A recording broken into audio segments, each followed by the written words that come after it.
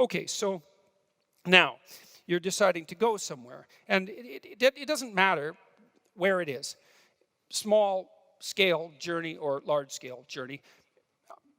Because a large scale journey is composed of about multitude of small scale journeys. So I'll give you an example of this. I'm going to build up a moral hierarchy for you from the bottom, okay? And here's one of the things that's kind of cool about doing this, because it actually solves to some degree the mind-body problem if you do that. And so if you're sitting there thinking, geez, I wish that I could solve the mind-body problem tonight, then, you know, maybe tonight's your lucky night, because maybe that's what's going to happen. So imagine that you're going to do something like prepare dinner.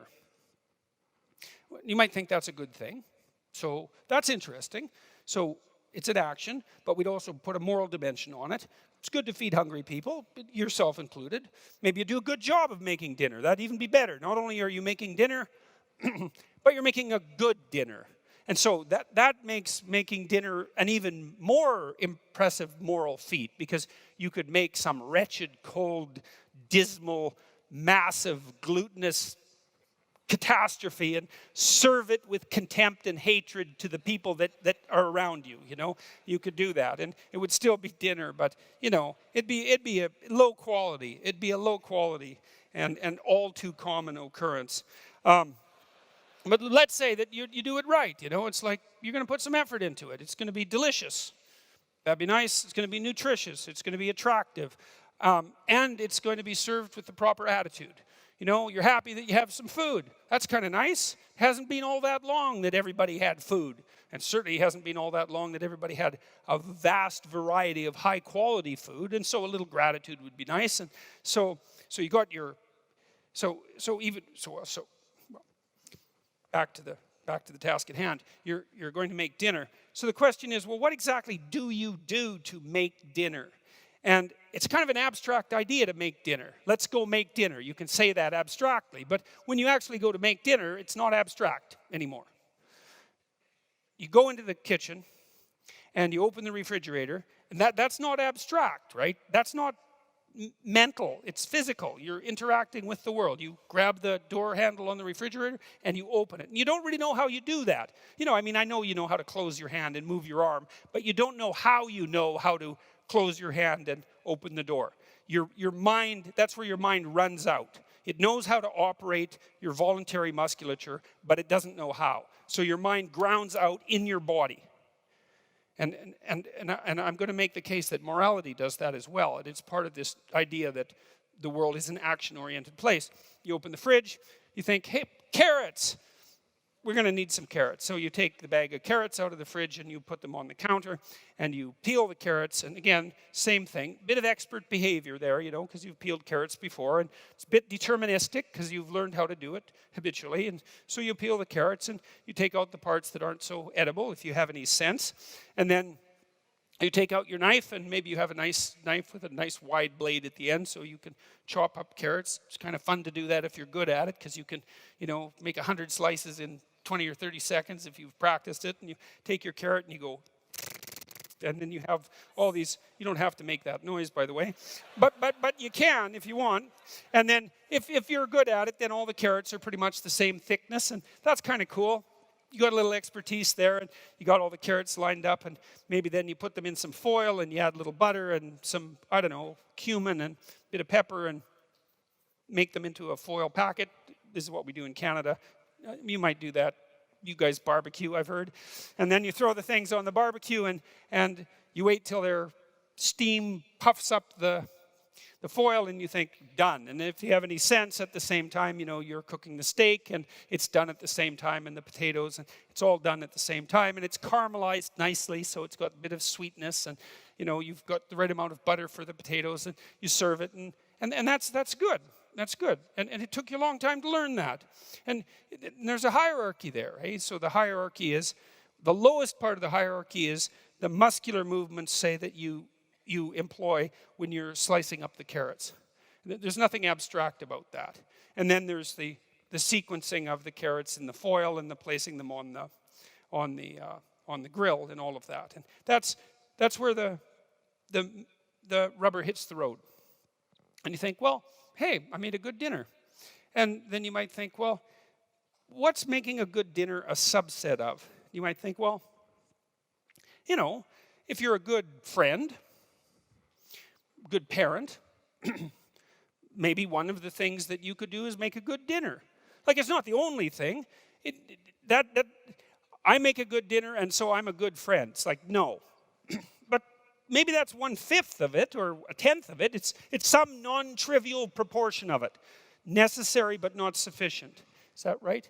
No, that's not right. It's not necessary. Anyways, it's one of the things you could do to be a good friend. And then, you know, if you have a friend, maybe he makes you a good dinner now and then, and there's some reciprocity there. So you're capable of engaging in that reciprocity. And that's another thing that might make you a good friend or a good parent, let's say. So let's say there's 10 things like that at that level that make you a good parent. It's like, well, what? You can make a good meal. You can clean up the kitchen. That's a good thing to be able to do. You can clean up the bathroom and the rest of the house. So there's maybe 5. You know how to clean. Well, that's part 2 of being a good parent.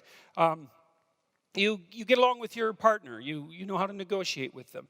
And some of the things you negotiate about are those lower level tasks that you're going to engage in. It's like, well, I made dinner. Maybe you could clean up the kitchen. And, you know, there'd be some reciprocity there. And if you're a good person, which is getting a little higher up in the value hierarchy, then you can engage in that kind of negotiation. So, and that is exactly what you would be negotiating, is those tasks. And so, so maybe you're the sort of partner that can communicate with your partner, and maybe you're the sort of parent that can bring their children into the kitchen and teach them the mechanical elements of food preparation. Starting at the bottom, right? I mean, maybe you're not going to give them the sharp knife to begin with, but you might get them to set the table. It's like they're 2.5. It's like the table needs to be set. Here's a spoon.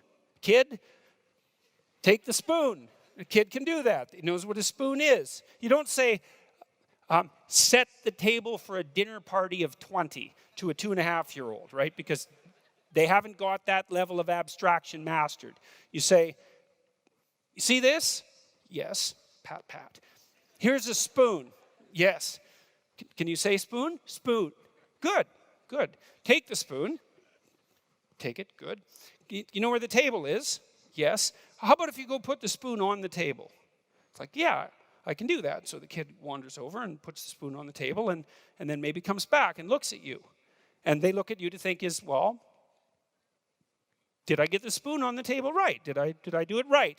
That's one thing. Did I undertake the action correctly? That's one thing. And was it a good action, right? Did I do something that was morally appropriate? They're trying to check both of those out at the same time. And you pat them on the head and you say, hey, good job, man. You're growing up.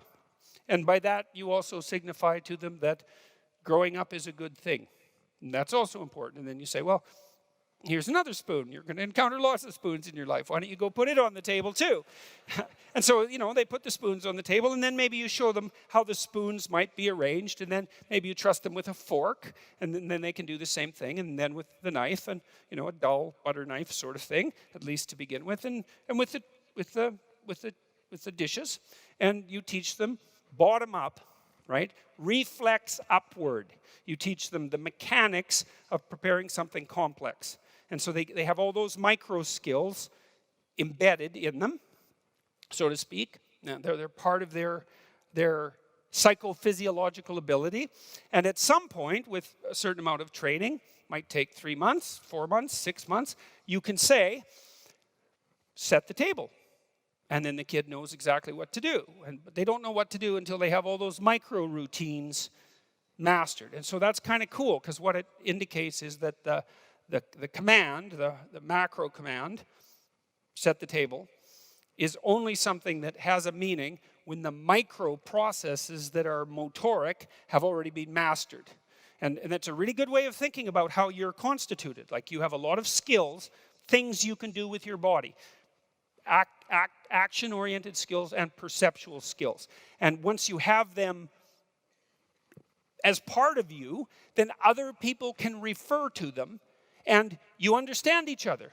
And that's partly how we understand each other, is that we share a hierarchy of skill and perception that's built from the bottom up to a very high level of abstraction and also a very high level of isomorphism, meaning it's the same for everyone.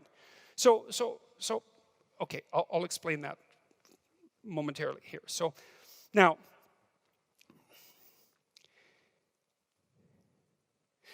we already established that you have to do things. And I'm going to elaborate on that claim a little bit. So you have to do things.